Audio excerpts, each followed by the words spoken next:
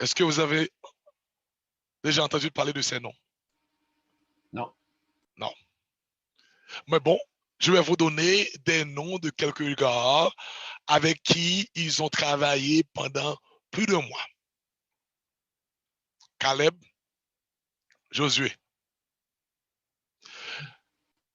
Donc, pourquoi connaissons-nous les noms de Caleb et Josué, mais pas les autres?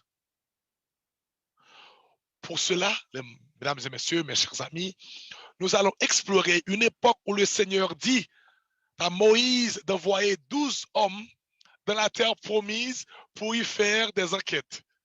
Et donc, je vous invite d'ouvrir votre Bible avec moi dans le livre des Nombres, chapitre 13, les versets 26 à 33, utilisant la version Louis II, et nous allons lire ce qui est dit dans Josué, chapitre de Nombre, je voulais dire, chapitre 13, les versets 26 à 33, utilisons la version le second.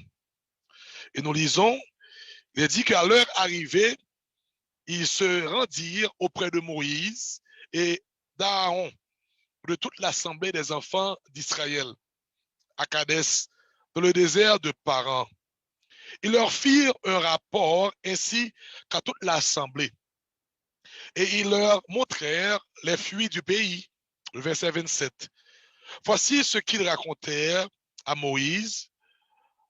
Nous sommes allés dans le pays où tu nous as envoyés. À la vérité, c'est un pays où coule le lait et le miel. Et en voici des fruits. Verset 28. Mais le peuple qui habite ce pays est puissant. Les villes sont fortifiées, très grandes. Nous y avons vu des enfants d'Anak. Les Amalécites habitent la contrée du Midi. Les Étiens, les Jérubusiens, les Amoréens habitent la montagne et les Cananéens habitent près de la mer et le long du Jourdain. Le verset 30. Caleb fit taire le peuple qui murmurait contre Moïse. Et il dit, montons, apparons-nous du pays, nous y serons vainqueurs. Verset 31. Mais les hommes qui y étaient allés avec lui dirent, nous ne pouvons pas monter contre ce peuple, car il est plus fort que nous. Le verset 32. Et ils décrièrent devant les enfants d'Israël le pays qu'ils avaient exploré. Ils dirent, le pays que nous avons parcouru pour l'explorer est un pays qui dévore ses habitants. Le pays, tous ceux qui nous y avons vus sont des hommes d'une haute taille. Verset 33. Et nous y avons vu les géants, enfants d'Anak, de la race des géants. Nous étions à nos yeux et aux leurs comme des sauterelles. Mesdames et messieurs, si nous devrions lire ou traduire les versets, juste les versets 27 et 28 en espagnol, nous dirions, fuimos al país al que nos enviaste. Y por cierto que ahí abundan la leche y la miel. Aquí pueden ver sus frutos. Pero el pueblo que ahí habita es poderoso. Et si nous devrions traduire les versets 27 et 28 en anglais, nous dirions, we went into the land which you sent us, and it does flow with milk and honey. It's the fruit. But the people who live there are powerful. Nous sommes allés dans le pays où tu nous as envoyés. À la vérité, c'est un pays où coule le lait et le miel. Et en voici les fruits.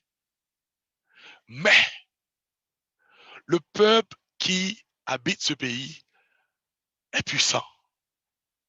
Le titre de notre message pour ce soir est La promesse face au défi.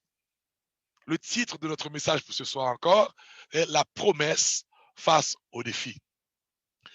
Et si, mesdames et messieurs, mes frères et mes sœurs, chers amis, le livre des Nombres regroupe tous les éléments qui ont pris place entre la sortie d'Égypte de l'arme et à l'arrivée à la terre promise. Il doit son titre au nombreux dénombrement ou recensement des Israélites qu'il comporte. Mais cela ne représente pas l'essentiel de l'ouvrage. Ce texte aborde des termes variés et on y trouve des récits, des textes de loi, les prophètes et des listes de généalogie. Il relate l'histoire du voyage des Israélites depuis le mont Sinaï jusqu'aux plaines de Moab, à la frontière de Canaan. Un de ces enseignements les plus importants est que le peuple de Dieu doit agir selon la foi, faisant confiance à ses promesses s'il veut continuer avec succès. Il raconte le châtiment infligé par Dieu à Israël pour sa désobéissance et donne des renseignements sur les lois israélites. C'est pourquoi le chapitre 13 du livre des Nombres commence par nous dire que l'Éternel parla à Moïse et lui dit d'envoyer 12 hommes dans la terre promise pour amener des enquêtes et pour explorer le pays de Canaan. Le pays que Dieu avait juré de donner au peuple d'Israël. Ces 12 hommes envoyés par Moïse sont les noms des 10 que j'avais mentionnés au début. Ainsi que Caleb et Josué ont été sélectionnés comme explorateurs. Moïse leur a donné des éléments spécifiques à chercher et à rapporter. Après avoir reçu les instructions de la part de Moïse, ces 12 hommes sont partis. En fait, il leur fallut 40 jours pour voir tout ce qu'ils devaient voir et faire un rapport à Moïse et aux Israélites. Le verset 25 nous dit qu'ils furent de retour de l'exploration du pays au bout de 40 jours. En d'autres termes, après que les 40 jours sont écoulés, les 12 hommes ou espions sont retournés.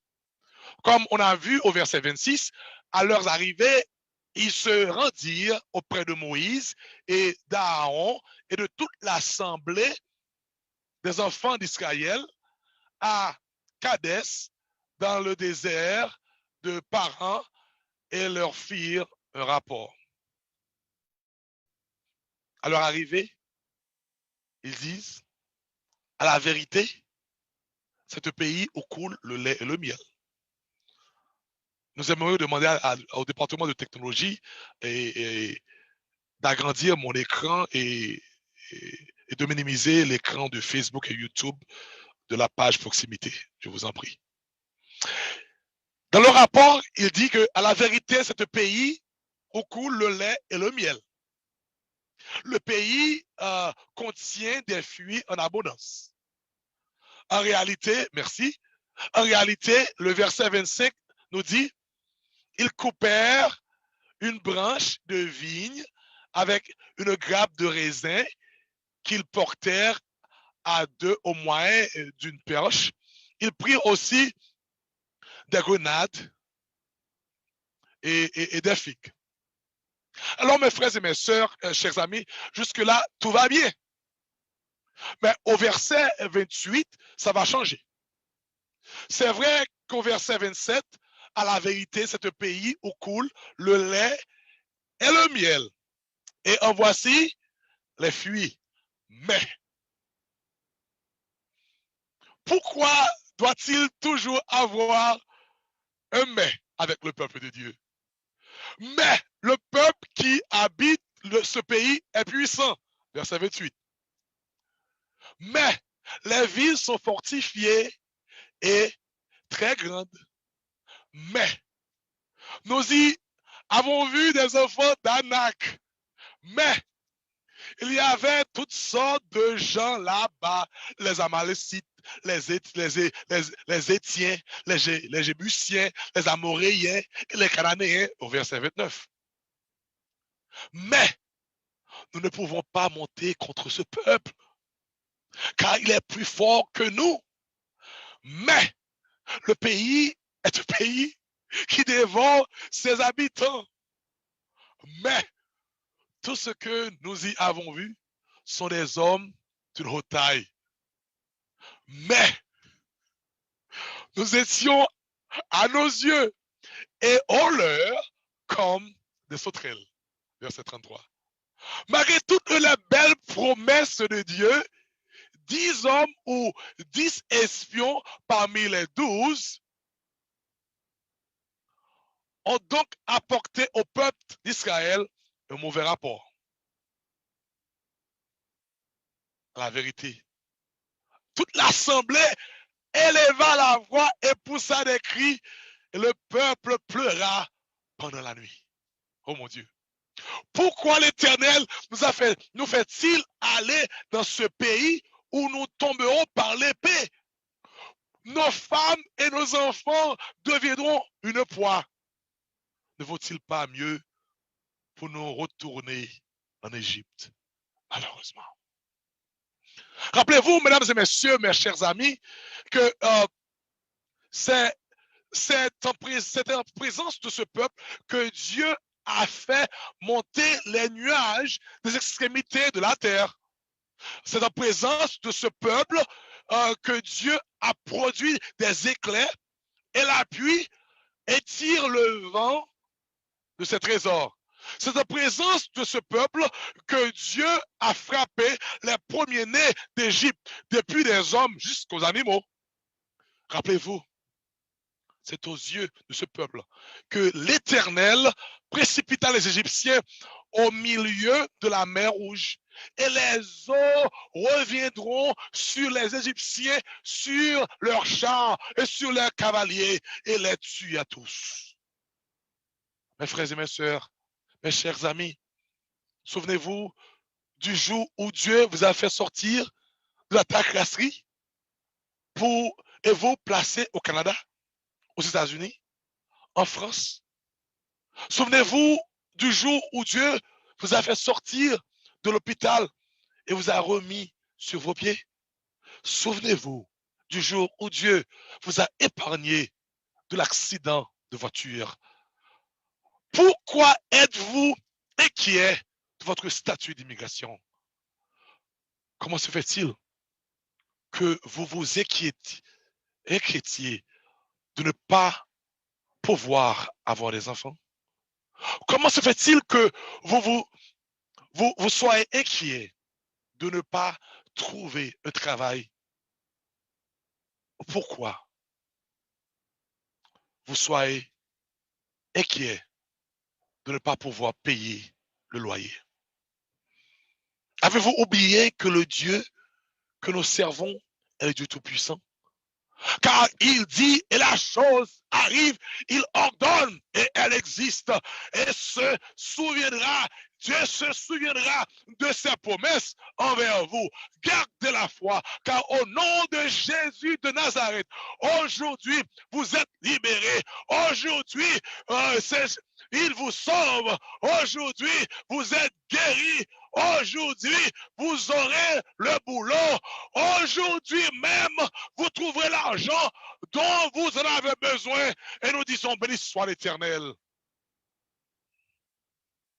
L'Éternel a toujours des âmes, des hommes, c'est des femmes qui se tiendront pour lui.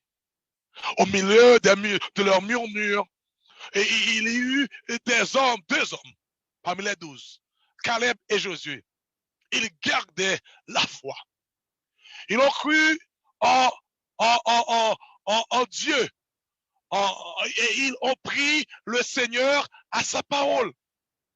Et c'est pourquoi, mesdames et messieurs, Caleb et Josué, nous connaissons Caleb et Josué mieux que les 10 autres. Caleb dit, montons, apparons-nous du pays et nous serons vainqueurs. D'après le verset 30. Et au chapitre 14, mesdames et messieurs, verset 7 jusqu'à 9, Caleb et Josué diront, le pays que nous avons parcouru pour l'explorer est un pays très bon, excellent. Si l'Éternel nous est favorable, il nous mènera dans ce pays et nous le donnera. C'est un pays où coule le lait et le miel. Seulement, ne soyons point rebelles contre l'Éternel et ne craignons point les gens de ce pays, car ils nous serviront de pâture et ils n'ont plus d'ombrage pour les couvrir. L'Éternel est avec nous et ne les craignez point. Mes frères et mes sœurs, mes amis, Dieu avait fait une promesse aux Israélites, mais il aurait un défi à relever afin que s'accomplisse cette promesse. Dieu avait appelé les Israélites à être son peuple. Il serait la lumière de Dieu pour toute la nation. L'Éternel leur avait promis de la terre de Canaan comme base de leur opération. Il aurait la terre et qu'il leur avait été promise, puisque Dieu l'avait promise à leurs ancêtres, à leur ancêtre Abraham. Tout ce qu'il avait à faire était de l'apprendre. Mais il devait y avoir un défi pour les Israélites. Les Israélites devaient entrer dans la terre promise et la prendre. S'il y avait des géants sur cette terre, alors la promesse de Dieu incluait la guerre.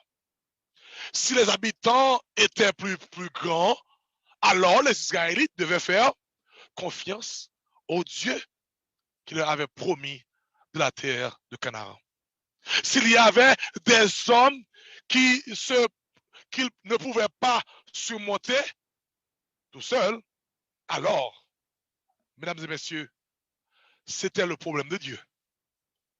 Dieu leur donnerait la victoire dans la bataille, mais il ne combattrait pas pour eux. Les Israélites étaient appelés à partir, avancer vers l'avant. Aurait-il confiance en Dieu et partirait-il? Il avait une promesse à recevoir s'il y allait. Recevait-il cette promesse? Nous savons tous comment cela s'est passé, mesdames et messieurs. Et toute la nation d'Israélite avait un choix à faire, rester ou partir. Malheureusement, les Israélites se sont rebellés et tous, sauf 2, sont morts dans le désert. Ainsi que mes frères et mes sœurs, 40 ans plus tard, sur les 12, seuls 2, Caleb et Josué, sont entrés dans la terre promise. Mes frères et mes sœurs, mes chers amis, tout comme le peuple d'Israël, nous les chrétiens d'aujourd'hui devons être les représentants, les ambassadeurs de Jésus-Christ de ce monde.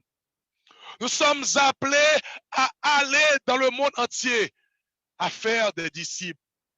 Nous sommes appelés à être ces témoins dans notre pays et à l'étranger. Nous sommes appelés à refléter l'image de Jésus-Christ, l'image de Dieu dans nos vies et auprès des personnes que nous rencontrons.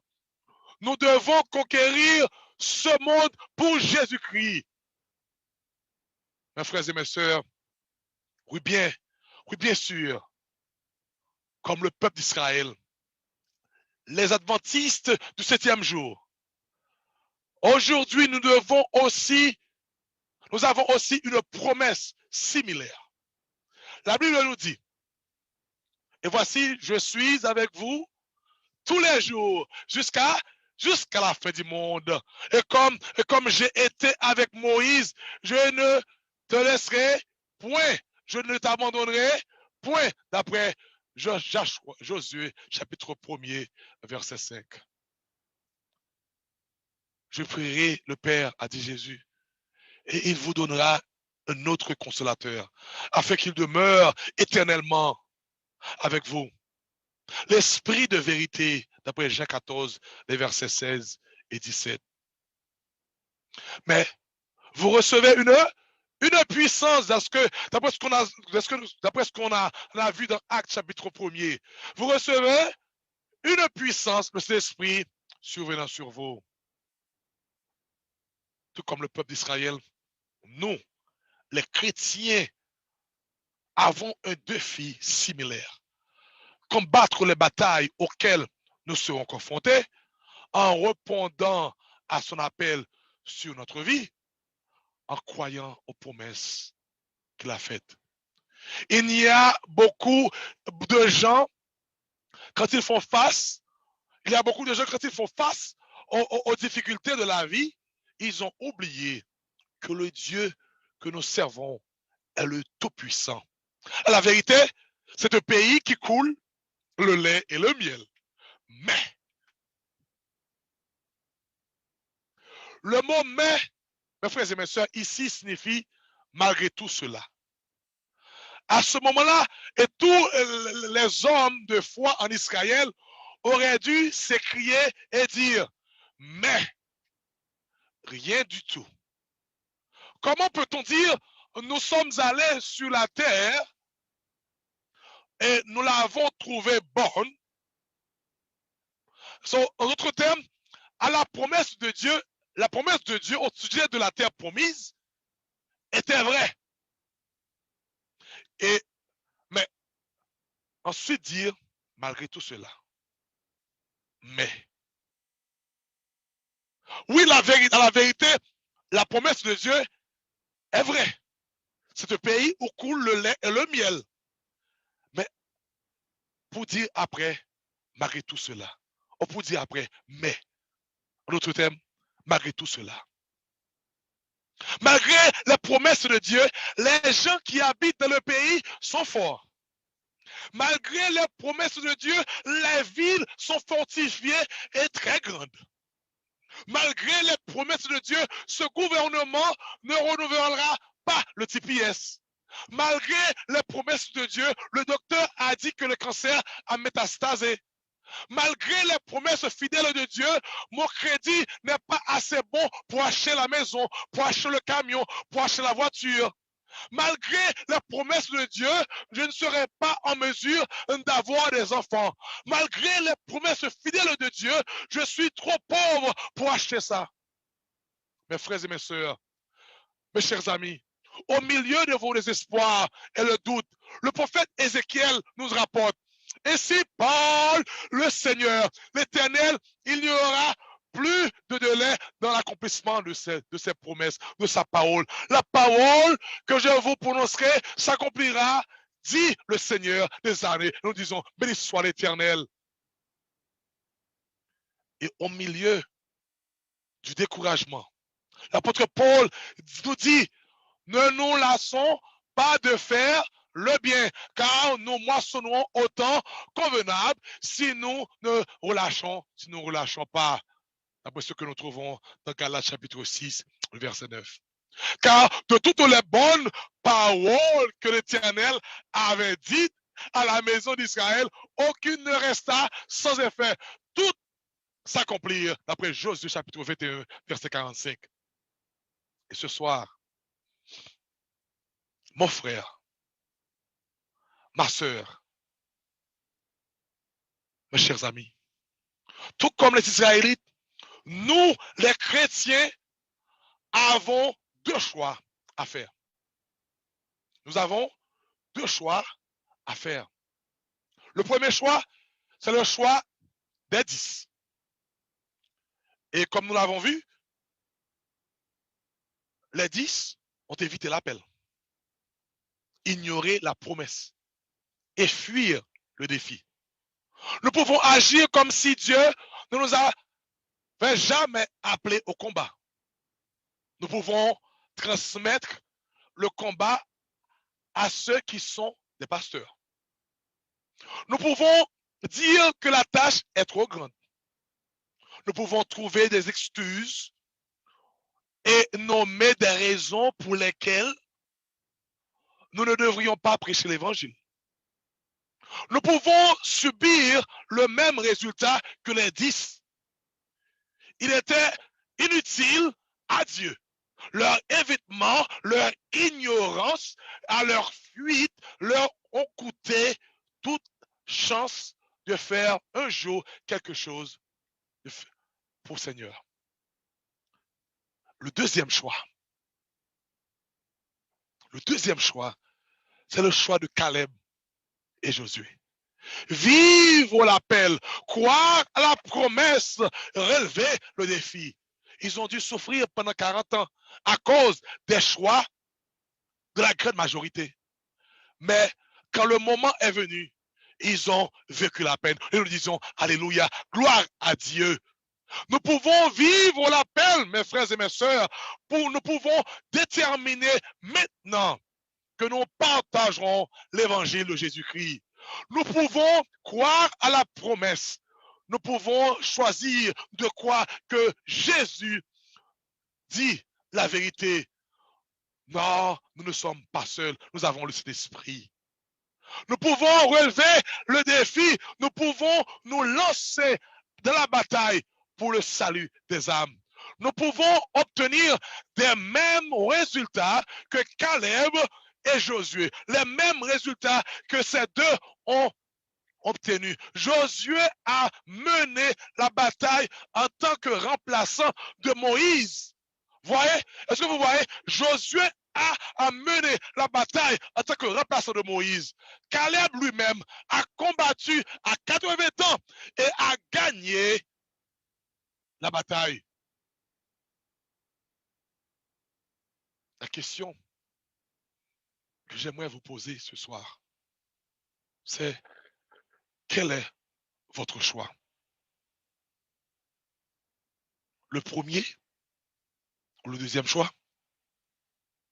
Le choix des 10 hommes, éviter l'appel, ignorer la promesse, fuir le défi, ou le choix de Caleb et Josué, vivre l'appel, croire à la promesse, relever le défi.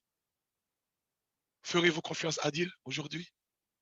Ou tournerez-vous le dos à lui, à son appel, à sa promesse et au défi? Que le bon Dieu nous soit en aide. Amen. Amen. Nous disons merci à Dieu pour ce message. Donc, que le Seigneur nous donne de répondre à son appel, comme Josué et comme Caleb.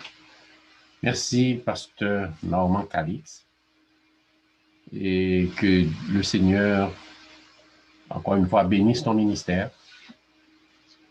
et que le Seigneur bénisse chacun de nous en ce soir, présent sur la plateforme, et pour prier, et nos amis aussi sur Facebook. Nous voulons prier pour tous nos amis sur Facebook. Nous allons mettre fin au programme de ce soir. Nous allons prier comme d'habitude. Comme vous savez que nous avons une dernière prière qui est une prière d'intercession pour Haïti qui a beaucoup de difficultés. Parce que cette semaine encore, on a kidnappé des religieux en Haïti. On a kidnappé plusieurs prêtres catholiques. Plusieurs, pas un, deux. 5 ou 6. Il y avait des sœurs religieuses aussi. Donc, plusieurs. C'est pas quelques. C'est pas un, deux. Plusieurs. Wow. Ils étaient en route pour aller faire soit une investiture ou quelque chose comme ça. Et puis, on les a kidnappés. Donc, on va prier pour ces prêtres qu'on a kidnappés. Et nous disons merci, comme nous l'avons dit la semaine dernière, merci à Dieu qui a permis à Pasteur Odalus et les 3 autres frères qui sont libres aujourd'hui par la grâce de Dieu. On dit qu'il était toujours libre, parce que ce n'est pas les kidnappeurs qui pourraient les empêcher d'être libres en Jésus, parce que Jésus, on est libre n'importe où. Donc, nous disons merci à Dieu et nous allons prier en ce soir pour, encore une fois, pour Haïti et particulièrement